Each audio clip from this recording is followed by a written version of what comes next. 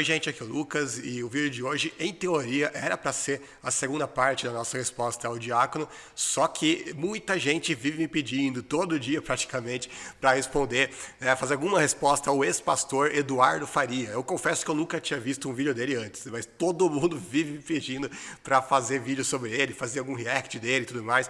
Eu sempre vou postergando, porque sempre tem que responder o diácono, aí toda hora acaba faltando tempo para falar de outros indivíduos, né? Mas agora eu vou aproveitar que o diácono está bastante ocupado refutando Paulo Cogos, então eu vou refutar hoje o Eduardo Faria, e aí depois de amanhã, pelo menos o meu planejamento, né, depois de amanhã, vamos ver se vai sair conforme o planejado, mas em teoria, depois de amanhã, aí no domingo, eu posto nessa parte 2 a resposta ao diácono, e hoje vamos responder então ao ex-pastor, acho que ele era presbiteriano também, igual o Nicodemos, talvez por isso que ele esteja fazendo react do Nicodemos, ou talvez não tenha nada a ver, mas acho que ele era presbiteriano, que ele vai falar agora, ele vai tentar responder ao Augusto Nicodemos, né? E, bom, como todo ex-protestante, ele vai sempre se arrogar desse título, né, dessa condição, eu sou ex-pastor, né? Como se isso lhe conferisse alguma autoridade, algum status maior, né? Como se ele tivesse com a verdade por ter mudado de opinião, por ter mudado de lado. E pelo que eu vi aqui, ele se acha numa autoridade tão grande a ponto de refutar o Papa Francisco. Vocês vão ver aqui.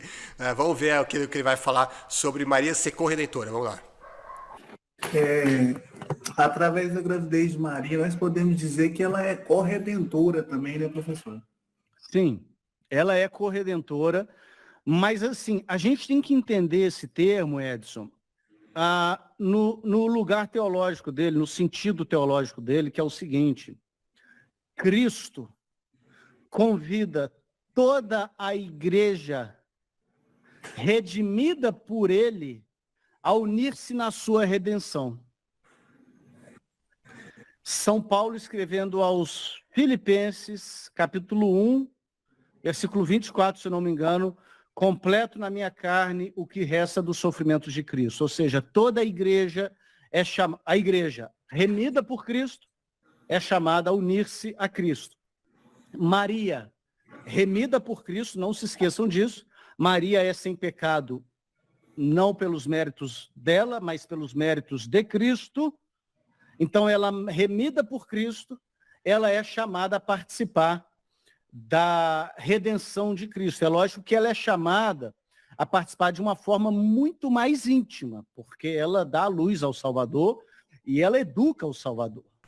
Olha o tipo de malabarismo que ele faz aqui para conseguir defender essa doutrina aí da corredenção de Maria, né? Primeiro ele diz que toda a igreja, todos nós somos de alguma forma redentores, e Maria, ela é de uma forma mais particular, então ela é mais redentora que a gente, logo Maria é corredentora. Olha o malabarismo, né? Aí cita o texto de Paulo que ele em nenhum momento fala que é corredentor, né? É um show de horrores realmente. Agora, uma coisa que eu acho muito interessante sobre isso é que eu lembro que quando eu comecei a debater, lá eu era adolescente ainda, lá em 2009, no antigo e finado Orkut, eu lembro que tinha uma comunidade lá chamada Mentiras em Sites Religiosos, era uma comunidade católica, e aí postaram lá que um protestante estava caluniando a Igreja de Cristo porque estava dizendo que os católicos acreditam na corredenção de Maria, isso é mentira, isso é inaceitável, olha como eles são mentirosos, e aí postava lá, e todos os católicos lá, nossa, esse cara é mentiroso mesmo, hein, a gente nunca acreditou nisso, que barbaridade, né, e eu lembro muito bem, cara, é uma pena que naquela época, né, já passou 15 anos, eu não tenho os prints, né, daquela época, eu gostaria muito de ter ainda para poder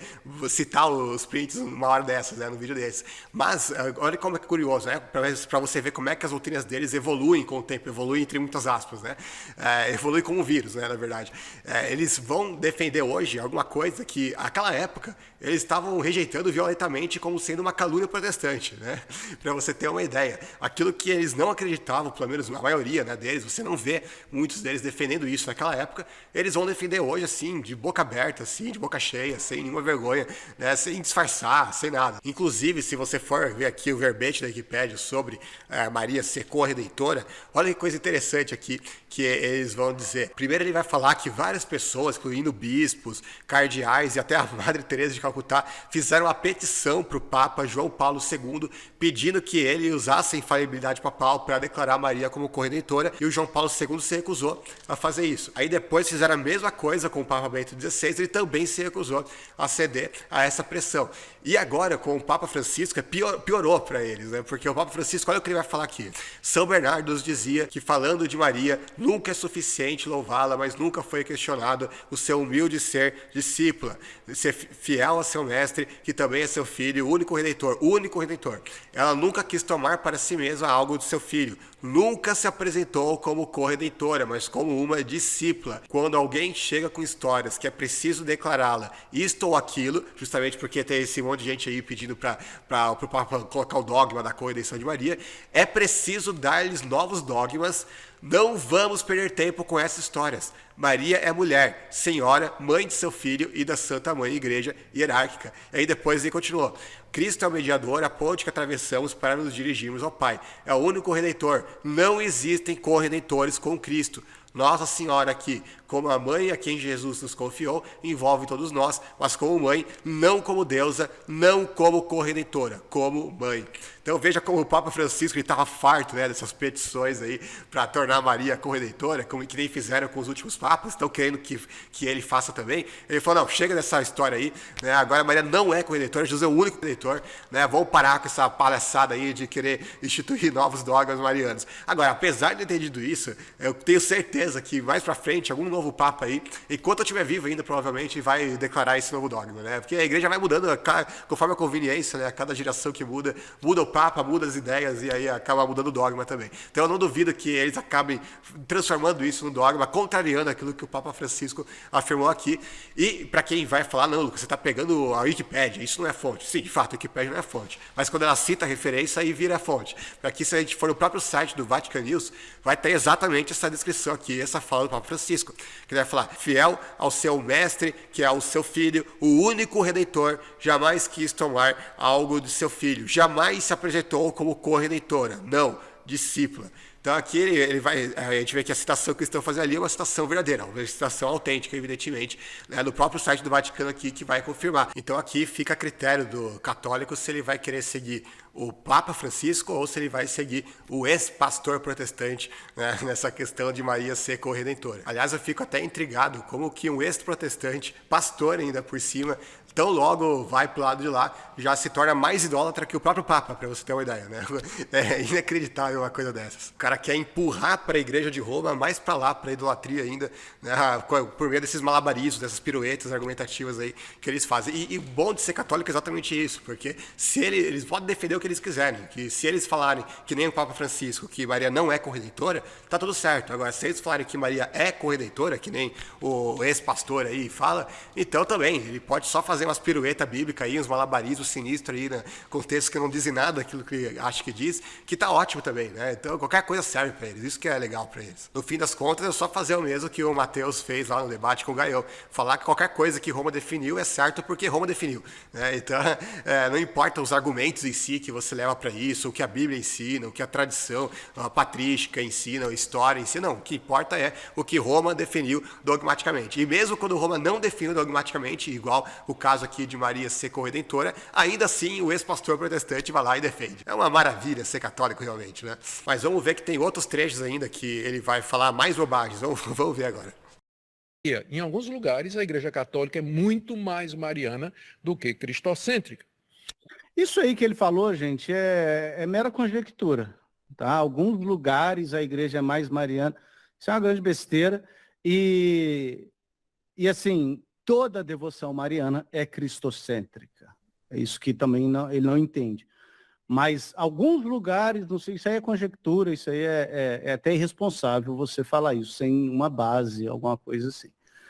Mas, de novo, que seja mariana, porque toda a devoção mariana é cristocêntrica. Você veja que ele nem tenta argumentar, falando, não é assim, você está mentindo, não. A gente centraliza mais em Cristo do que em Maria, né, nas nossas missas e tal, e nem tenta argumentar por essa linha, porque, inclusive, o pastor Nicodemos, ele foi até mesmo generoso, né, ele falou, em alguns lugares eles enfatizam mais Maria, não, na verdade a gente sabe que é todo lugar, né, basta você pegar uma missa online aí, existem muitas ainda mais agora com o YouTube, com a internet, ninguém precisa entrar numa igreja católica para presenciar a coisa, né, você simplesmente pela internet você já consegue ver como é que eles enfatizam 1000 vezes mais Maria do que Jesus, né? Você vê, o rosário é 1000 vezes mais focado em Maria do que Jesus, né? Eles vivem falando 1000 vezes mais de Maria do que de Jesus. Agora, a questão é, para ele, isso não é um problema, porque a devoção mariana para ele é uma devoção cristocêntrica, ou seja, você presta adoração a Jesus por meio de Maria, né? Então, na cabeça dele, quando o católico está adorando Maria, na verdade, ele está adorando Jesus, porque quando você adora Maria, você adora Jesus. Entendeu? É a mente do cidadão. Agora, quando a gente vai para a Bíblia, a gente não encontra esse conceito de você adorar ao Criador através da criatura. Pelo contrário, você encontra condenações explícitas a você trocar a devoção ao Criador pela devoção à criatura. Por exemplo, em Romanos capítulo 1, verso 25, Paulo vai dizer: pois mudaram a verdade de Deus em mentira, e honraram e serviram mais a criatura do que ao Criador, que é bendito eternamente. Amém. Então não é que você adora o Criador por meio da criatura. Não, você adora o Criador através da adoração direta ao Criador. A criatura é sim um concorrente do Criador quando se trata da nossa devoção.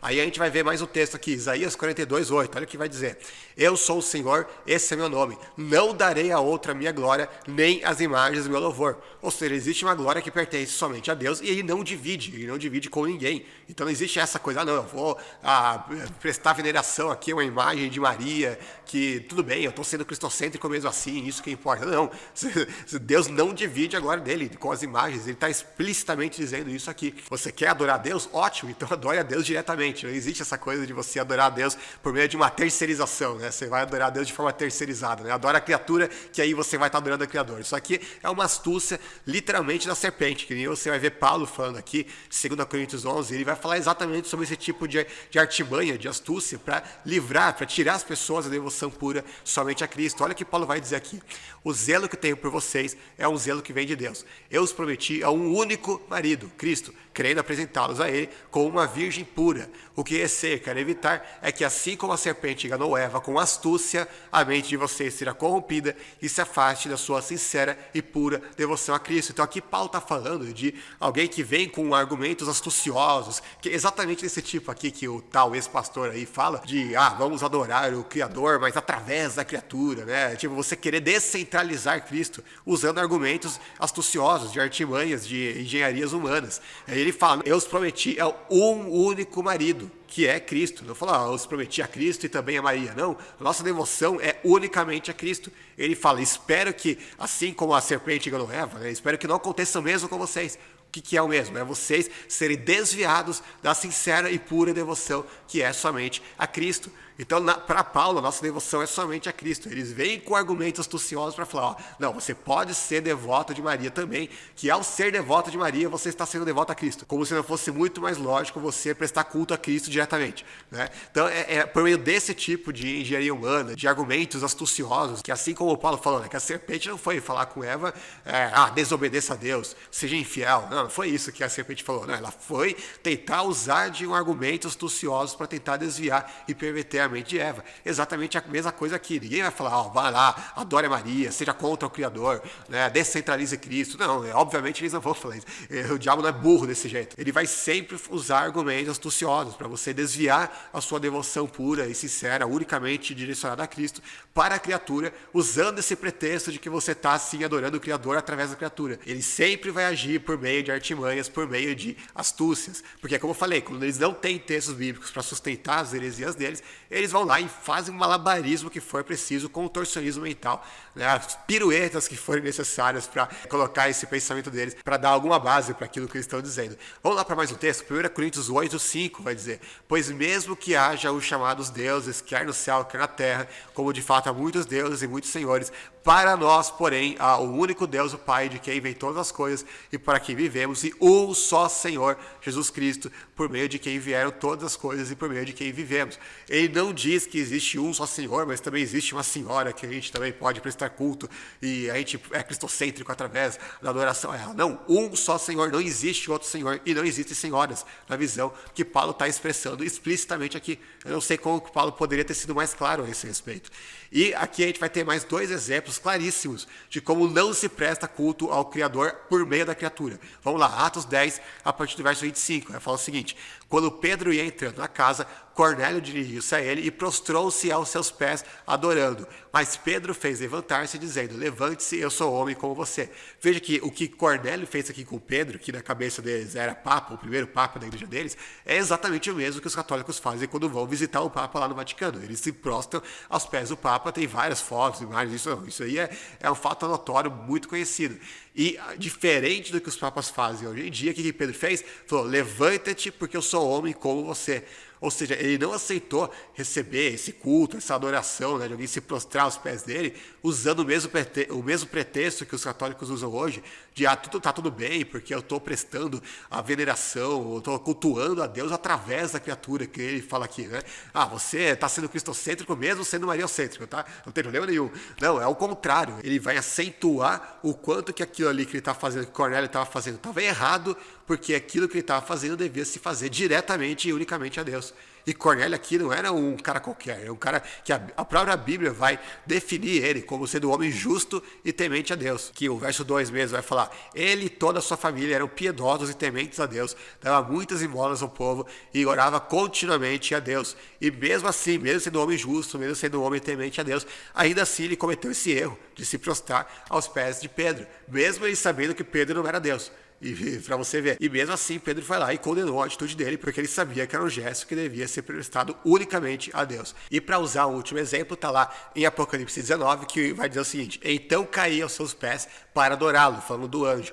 Mas ele me disse, não faça isso. Sou servo como você e como os seus irmãos que se mantêm fiéis ao testemunho de Jesus. Adore a Deus. O testemunho de Jesus é espírito de profecia. Agora eu pergunto, será que o apóstolo João, um cara que conviveu 3 anos pessoalmente com Jesus, cara que doutrinou, que fundou inúmeras igrejas, se acha que esse cara ele não iria saber que o anjo não era Deus, que não é para adorar o anjo? Né? Óbvio que ele sabia disso. Mesmo assim, ele se prostra aos pés do anjo. Porque na cabeça dele, talvez aquilo ali fosse apenas um gesto de reverência, de respeito. E mesmo assim, o anjo vai lá e considera a adoração. Veja que o anjo não diz, tudo bem, pode se prostrar mesmo, porque enquanto você presta culto a mim, você está prestando culto a Deus. Você está sendo cristocêntrico mesmo fazendo isso para mim e não para Jesus. É que é usando a mesma lógica lá do suposto ex-pastor, né? E é o contrário que o anjo diz aqui. Não, ele condena João por estar se prostrando aos pés dele. Ele fala, não, você tem que fazer isso somente e diretamente a Deus. Então não existe essa coisa de você vai prestar culto ao Criador por meio da criatura, você se ajoelha diante de imagens. Aqui no caso, o que os católicos fazem, na verdade, é muito pior, né? Porque eles não se prostram perante o anjo em si, mas perante imagens de anjos, de santos e tudo mais. E mesmo assim, o anjo condenou João quando ele fez isso. E olha que era João, que era um dos maiores ícones aí da fé cristã, um dos caras mais esclarecidos, né, que a gente poderia ter como exemplo. E mesmo assim ele cometeu esse erro, e mesmo assim os católicos acham que eles fazendo o mesmo que João, tá tudo de boa, não vão ser condenados por isso. E aí a gente vê que esse suposto ex-pastor aí vai usar, né, como pretexto o fato de que a gente está adorando a Deus através da criatura, né, como se isso fosse justificável biblicamente. A gente viu aqui vários exemplos, poderia citar vários outros, mas eu não quero que o vídeo tenha 2 horas aqui, como isso é inaceitável à luz da Bíblia. Você não adora a Deus por meio das criaturas, você adora a Deus adorando a Deus diretamente. Ponto. Você pode fazer a pirueta, o malabarismo, o contorcionismo de Cirque du Soleil que você quiser, que você não vai conseguir mudar esse fato de jeito nenhum. Lembrando, pessoal, que eu estou fazendo shorts todos os dias que não tem vídeo aqui, todo dia, ou tem, já faz algumas semanas aí que eu estou fazendo isso, ou tem live, ou tem vídeo normal, que nem esse aqui, ou então tem os shorts. Então eu estou sempre postando algum conteúdo novo aqui no canal. E eu estou postando, por que eu estou falando isso? Porque o YouTube não notifica os shorts, às vezes ele notifica, ele inventa de notificar, mas muitas vezes ele não notifica nada. Então, caso você não saiba, então entra aqui na seção de shorts aqui do meu canal e clica lá, né, esse último aqui que eu postei ontem mesmo, 5 razões para rejeitar a transubstanciação. É um vídeo bastante claro, eu acho que é bastante didático, né, para quem está começando, para quem não tem tempo para vídeos longos, muito menos para lives de 3 horas, que a gente também fez recentemente, né, anteontem fiz aqui uma live de 3 horas aqui com o polímata, né, o João Paulo Reis, uma live excelente aqui das provas do design inteligente. Então é isso, pessoal, eu fico por aqui por hoje, lembrando que no primeiro comentário fixado do vídeo vai estar o link para o meu grupo fechado do WhatsApp, onde você vai ser notificado sempre que houver um novo vídeo, live, artigo, shorts, justamente para você, né, não perder nenhum novo conteúdo que eu for postando, já que, como eu falei, o próprio YouTube não notifica sempre. E também não se esqueça de curtir o vídeo, de deixar, né, o seu comentário, aqui eu respondo todo mundo que pergunta qualquer coisa para mim com respeito, com educação, e também compartilha o vídeo, compartilha o canal aí para a gente chegar mais longe. É isso, pessoal, um grande abraço, valeu e falou!